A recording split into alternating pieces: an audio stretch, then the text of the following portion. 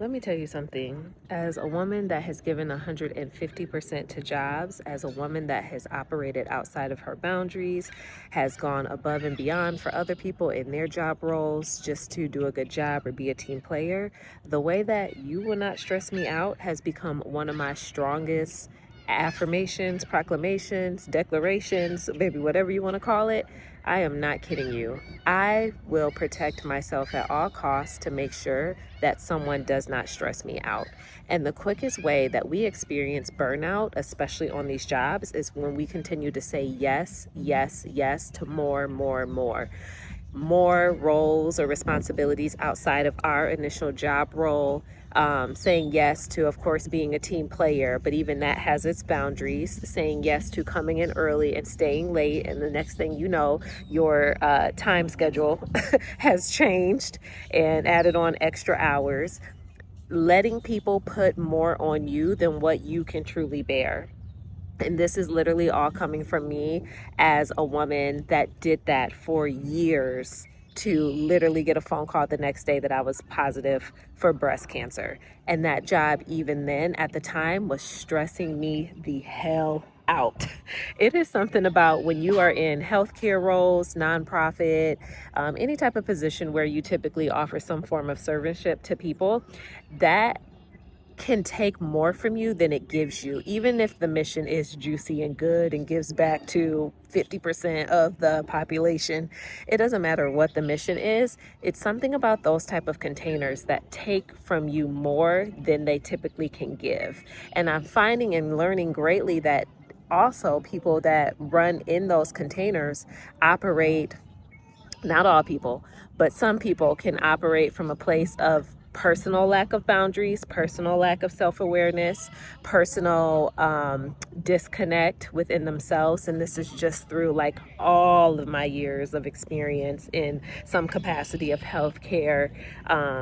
That I've seen this with like different leaders and managers and just different business structures, which is so intriguing to me, because you would think that in healthcare, you would want to take care of your people well. You would think in nonprofit worlds, you would want to take care of your people well. You would think in any other dynamic where it requires a sense of empathy and some sense of compassion and mission driven work that is putting good seeds out into the world. You have some problem you're trying to solve or some space you're trying to open up and create for people. You would think that those containers offer more soul care, more self care, more therapeutic mental health support. And it doesn't. Those are typically the people that turn around and got the therapist on speed dial. They go from one session a month to every other week, bi-weekly sessions. They start coping with outside, mechanisms to help ease their pain. You wonder why you end up drinking wine more every single night to decompress, or you find yourself spending more money to alleviate the problems that your job is creating, but then it's creating more of a problem because you're working your job to make money, but then you're making less money because you're spending it on things to cope with the job. Make that make sense. That is a rat race I do not want to be a part of. Unsubscribe me the hell out. You hear me? And I say that wholeheartedly. And I don't know.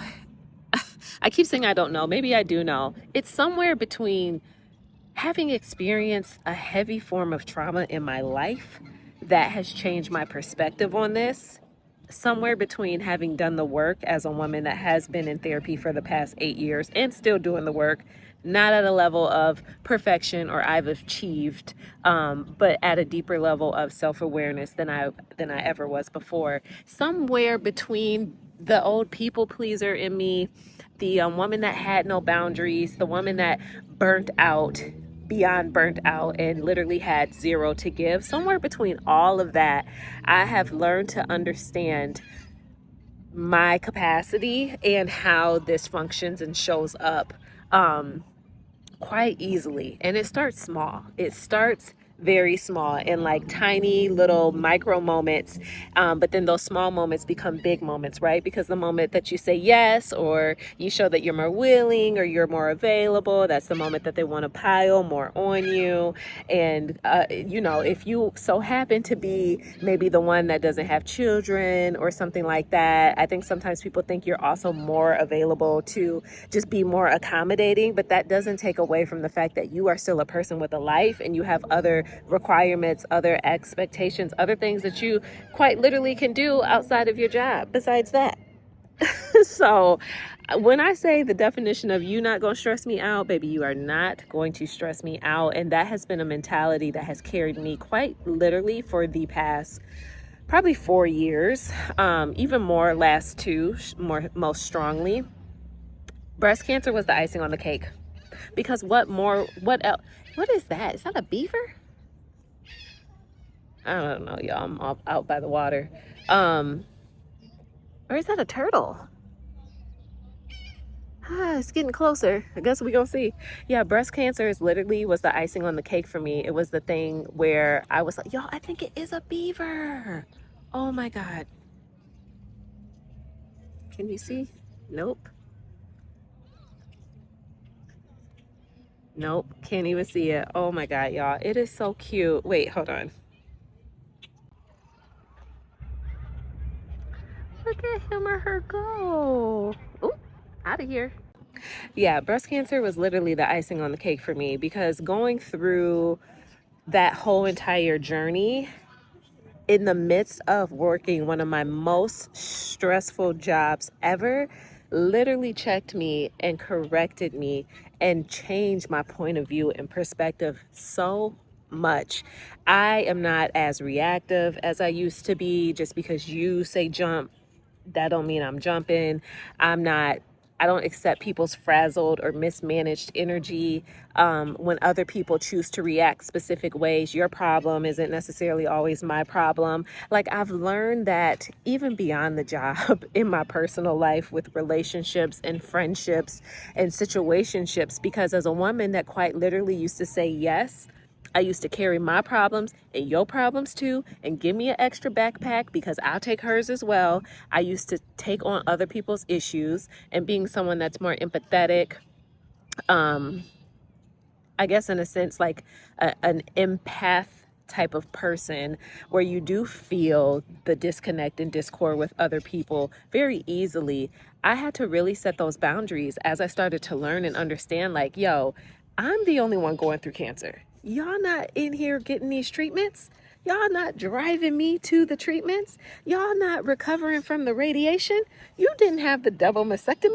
Like, I'm saying all that to say, like, I'm dealing with the heaviness of this diagnosis and the heaviness of how out of pocket I allowed my character to be by way of letting people just do those things and have their way with me. I'm saying that from that lens. And the moment that you just relinquish your control and you allow other people to dictate how you act, how you respond, your personality, all that stuff, baby, that is the moment that you are on the first train down to burnout, resentment, disconnection, and losing your identity. And the work and the fight to just get back to figuring out who the hell you are. Can we talk about that? Because, y'all, excuse my French here, that's some real shit. That's real. The work that's required to get back to figuring out who you are can literally take so much of you. You have to get quiet. You have to sit down. You have to start implementing what you learn. When you learn these boundaries, you have to start setting them. And when you start setting them, they get uncomfortable, especially if you're so used to saying yes all the time. When you start telling people no, that doesn't feel sexy. It's not a comfortable feeling, but over time it becomes easier to do, even in the discomfort, because you realize what your yes can cost you, and you're no longer willing to trade that in. Like, you're not cashing that check anymore. You're not cashing that check. You realize your energy budget, you realize your mental capacity, you realize what's really required of you and what's not. We really got to learn to stop carrying other people's shit and other people's emotions and other people's baggage, because it is not ours to carry. That in and of itself takes time. But like that is some stuff that you will really have to sit with and learn how to not carry your reaction, how to not carry your feelings, how to not carry your emotions. And I'm not saying it in a way of like don't care for people or don't care for anything. I'm saying it in a way where we have to be selective of what we choose to embrace, embody, and care for, and what really warrants our energy, our yes, what warrants us to carry it, what warrants our emotions or our capacity to be spread, what warrants taking 5 or 10% of my energy. Is it really an issue or a problem? I'm at the point now where it's like, is the building burning down? Any building? Because if it's not, I'm not doing that. You don't get that out of me anymore. And maybe I need to do a series on the life of a cancer survivor, because we view things differently. We look at things differently. And it may not even be just the life of a cancer survivor, the life of a retired people pleaser. Because if you're one of those, you know exactly what I'm talking about. You know exactly what I'm saying. You know exactly how I feel. And I know you resonate with these words coming out of my mouth right now, because the life of a retired people pleaser, oh baby, I could walk past a burning bush and not even see it. I'll smell it. I do a couple little sniffs and just keep on walking sometimes. Because you get to a point where it's like, nah, bro, you're not going to move me. You're not going to move me. And trust me, I am a woman that cares deeply for people. I show a lot of grace. I really am a people's people. Like, I'm a people's girl. Well, they say girl's girl, a girl's girl. I'm like a people's girl because I have a heart for people. I'm not becoming a therapist for no reason. You know, I want to help people navigate their trauma to joy, like navigate on their way to feeling more joyful and living a more joy-filled life. That's facts. It's taken me so much to get here, so much to say this, so much to feel this way, so much to have this understanding, y'all. And now that I have it, I'm like, I can't unsee it and I can't unlearn it. I only continue to go more, a level and deeper. And I could only hope that you pick up pieces of me on the way. I hope that I teach you something. I hope that you learn something. And I always do this mindfully, you know, with love, but because I don't have aggressive intentions. I don't have like ill intentions, quite literally, for anybody. I mind my business more than anything, like very heavily. And I'm a woman where it's like my capacity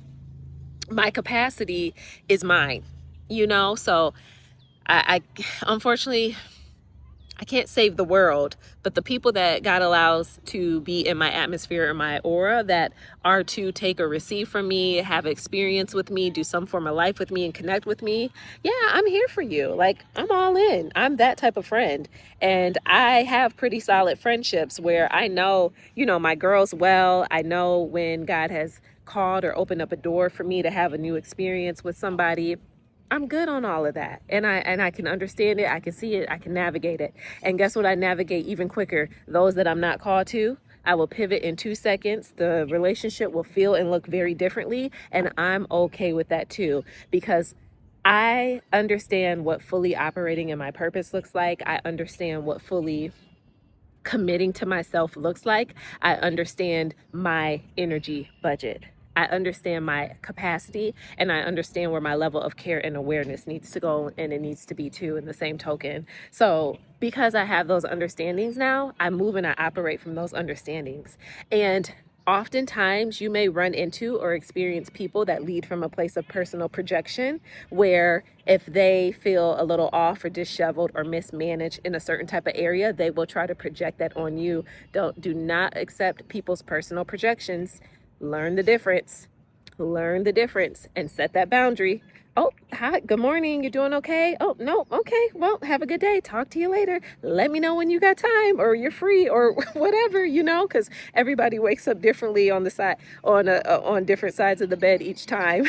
So you never know what you're going to get from somebody. Hell, myself included. I'm not exempt from that either. But I communicate so transparently when I'm on 10 and when I'm not, when I'm feeling 100, when I'm not. And I err on the side of dramatic silliness, you know, even in my personability, being a personable woman. So I say all that to say, Everyone's going to show up differently in the way that we do that and the way that we navigate that, but do not let people put their personal projections on you, because that is not your issue, that is not your job, and that is not your duty to carry it at all.